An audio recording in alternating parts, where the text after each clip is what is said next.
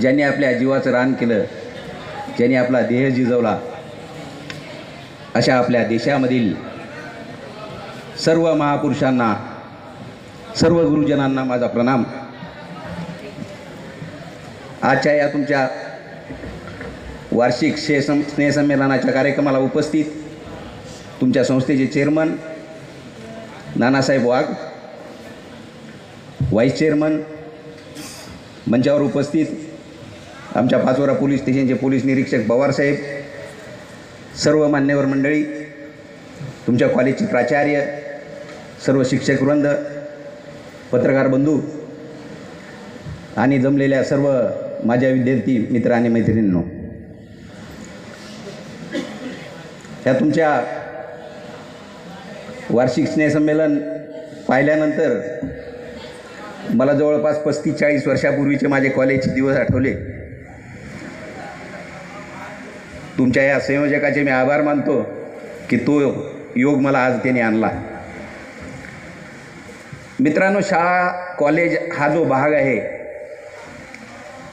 आपल्या जीवनामध्ये आपल्याला यशस्वी करण्याकरता, आपल्याला पुढे घेऊन जाण्यासाठी, आपल्याला घडवण्यासाठी ही एक चांगलं प्लॅटफॉर्म आहे मित्रांनो। तर तुम्हाला मी सांगेल या संबंधानं की आपल्या या जीवनामध्ये सक्सेस होण्यासाठी, आपल्या स्वतःचा ड्रायव्हर बनण्यासाठी तुम्हाला एक 5-6 गुण संपादित करावं लागेल, ते आत्मसात करावे लागतील आणि त्याकरता हे एक चांगलं प्लॅटफॉर्म आहे मित्रांनो आपल्यासाठी। सर्वात महत्त्वाची गोष्ट आहे की कुठलीही गोष्ट आत्मसात करण्यासाठी, कुठेही सक्सेस होण्यासाठी शिस्त फार महत्त्वाची आहे मित्रांनो, डिसिप्लिन फार महत्त्वाचं आहे। तुम्ही आमच्या पोलीस खात्याकडे जर बघितलं तर तुमच्या ज्या दृष्टिक्षेपात राहते त्याप्रमाणे की पोलीस विभागासारखं डिसिप्लिन खातं नाही, दुसरं खातं नाही मित्रांनो। निश्चितपणे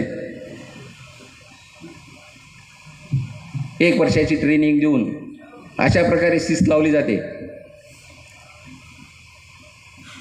आणि त्याच्या ह्याच्यावरच आम्ही पुढं भविष्यामध्ये काम करत राहतो मित्रांनो।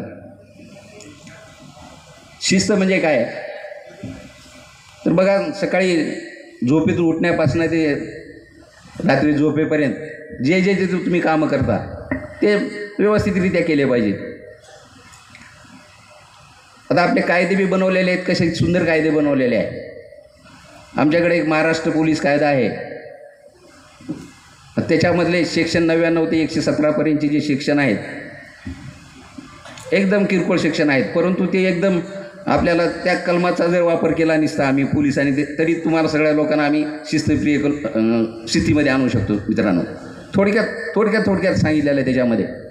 पूर्वी हे कायदा झाला त्यावेळेस 10 रुपये दंडाची शिक्षा होती, आता 1000 रुपयापर्यंत त्यांची दंडाची शिक्षा वाढवलेली आहे की रस्त्याच्या डाव्या बाजूनं चालावे, लायसन्सशिवाय वाहन चालवू नये, टिबल सीट जाऊ नये, रस्त्यावर मुतारीशिवाय इकडं तिकडं दुसरीकडं शिसू करू नये, रस्त्यावर थुंकू नये। हा सगळा हा शिस्तीचाच भाग आहे सगळा। कुठेही सार्वजनिक ठिकाणी धूम्रपान करू नये, उघड्यावर आंघोळ करू नये, मांस मच्छी उघड्यावर विकू नये, ठेवू नये, म्हणजे हा सगळा भाग आहे। दुसरा पार्ट येतो मित्रांनो त्याच्यामध्ये रिस्पेक्टचा, आदर करण्याचा जो गुण आहे की तो हाच पिरियड आहे आपला शाळा कॉलेजमधूनच की दुसऱ्याचा रिस्पेक्ट करायला शिकलं पाहिजे, असं आपलं म्हणलंही जातं। आता जे गुरु तुम्हाला शिकवतात सुरुवात तर त्यांच्यापासून केली पाहिजे। तुमचे जन्म देणारे आईवडील, तुम्हाला मार्गी लावणारे आईवडील आणि मार्ग दाखवणारे जे शिक्षक लोक आहेत त्यांचा आदर केला पाहिजे। आपण म्हणलं जातं असं की गुरुर् ब्रह्मा गुरुर्विष्णू गुरुर्देव महेश्वरा गुरु साक्षात परब्रह्म तस्मै श्री गुरुवे नमः। आपण गुरुचा आदर करायला शिकला पाहिजे। एक प्रचलित नाही तर म्हण आहेच असं की गिव्ह अँड टेक, तुम्ही द्याल कोणाला तर तुम्हाला मिळेल, तर हे तुम्ही इथूनच आत्मसात केलं पाहिजे। तिसरा पार्ट आहे त्याच्यामधलं तुम्ही हुशार बनलं पाहिजे आणि ते इंटेलिजंट बनण्यासाठी त्याकरता तुम्हाला या इथूनच ह्या तुमच्या गुरुजनांकडून शिक्षण घेऊन पुढं जायचं आहे मित्रांनो. इथूनच हुशारीमध्ये हा पिरियड निघून गेला, ही वेळ निघून गेली की पुन्हा काही खरं नाही मित्रांनो. आयुष्यामध्ये हाच वेळ आहे. तुम्हाला भविष्याचं सक्सेस होण्यासाठी हे प्लॅटफॉर्म फार जरुरी आहे मित्रांनो. चौथा पार्ट आहे व्हिजन. कुठल्याही गोष्टी दूरदृष्टी पाहिजे की मोठे स्वप्न पाहिले पाहिजे. आता बऱ्याच वेळा आमच्याकडे लोक येतात, बघतो काही मुलं वगैरे येतात करतात ते डायरेक्ट आता आमच्या इकडं कॉन्स्टेबलच्या भरतीसाठी म्हणून काहीतरी विचारणा करण्याकरतात, हे करतात त्याकरता येतात. एक म्हणजे त्याची झेप तिथवर म्हणजे की तो प्रयत्न करून करून करून करून बी तिथं मग सक्सेस होत नाही. तर याकरता मोठं ध्येय काय पाहिलं पाहिजे आपण. तुम्ही ऑफिसर व्हायचं ध्येय पाहिलं पाहिजे. UPSC करायचं पण हे एम ठेवलं पाहिजे. तर निश्चितपणे कुठंतरी MPSCमध्ये किंवा कुठल्या निवड मंडळाच्या ह्याच्यामध्ये कुठंतरी तुम्ही निश्चितपणे त्याच्यामध्ये सक्सेस होऊ शकाल. थोडक्यात असं म्हणलं जातं की मोठी झेप घेतली पाहिजे. कॉलेजच्या जीवनामधूनच आपली कार्यक्षमता वाढवली पाहिजे मित्रांनो. संघर्ष करायचं, स्ट्रगल करायचं शिकलं पाहिजे. आपला सेल्फ कॉन्फिडन्स डेव्हलप केला पाहिजे. ते इथूनच होतं आहे. ते विश्वासानं, सगळं आत्मविश्वासानं केलं पाहिजे. एक छोटंसं उदाहरण आहे.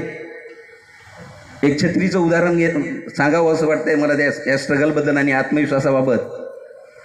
की ही छत्री पावसाला तर काही थांबवू शकत नाही मित्रांनो, परंतु तुम्हाला निश्चितपणे त्या पावसात जाण्याचं धाडस देऊ शकते मित्रांनो.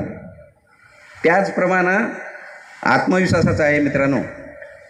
आत्मविश्वास तुम्हाला खात्री देऊ शकत नाही तुम्ही सक्सेस व्हाल नाही व्हाल, परंतु निश्चितपणे स्ट्रगल करण्याचा, संघर्ष करण्याचा तुम्हाला विश्वास मात्र देऊ शकतं, त्याची प्रेरणा देऊ शकतं मित्रांनो. आणि सगळ्यात शेवटचा भाग आहे रिस्पॉन्सिबिलिटी. जबाबदारी घ्यायला शिकलं पाहिजे.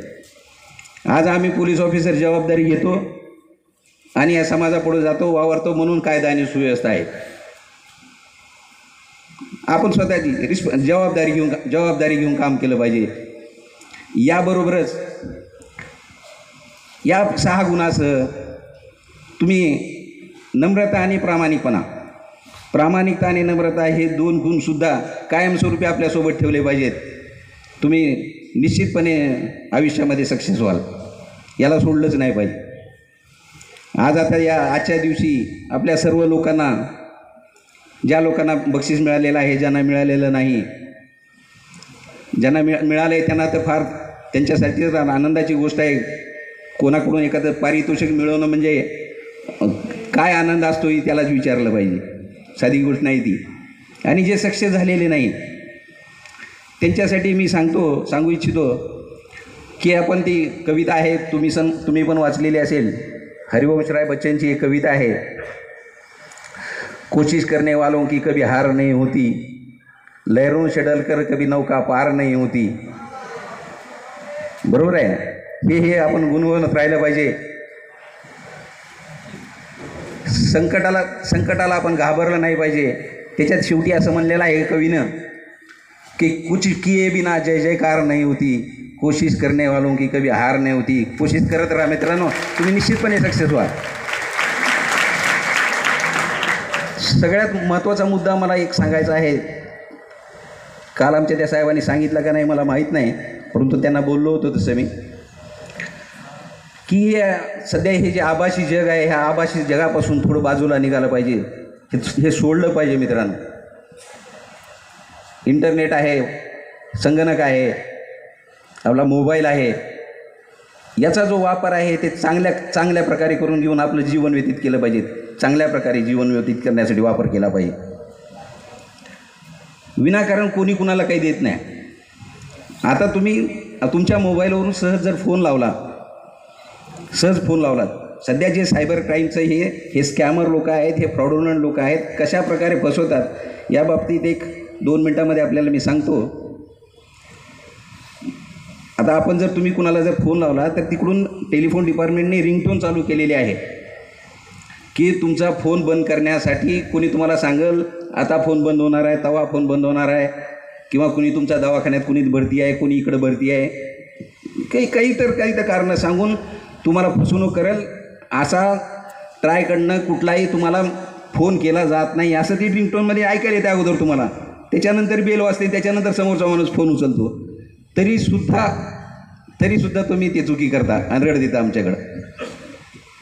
म्हणजे लक्ष देत नाही आपण की त्या ट्रायकडनं तुम्हाला सांगतो की असा कुणालाच फोन केला जात नाही की तुमचं सिम बंद होणार आहे आणि 15 मिनटामध्ये जर तुम्ही हे नाही केलं ते नाही केलं